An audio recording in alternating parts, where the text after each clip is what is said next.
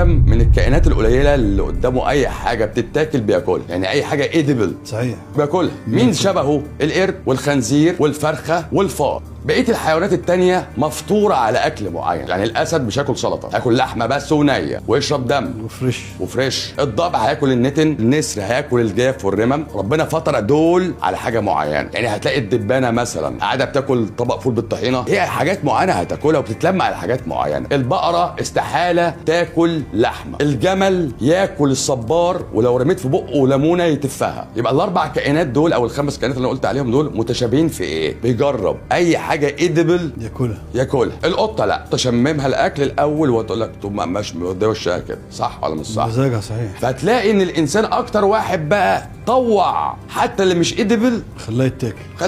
كل الاخطبوط وملح هيمالايت ايه وشرائح الملح الهندي منين وبذور المانجا الافريقي.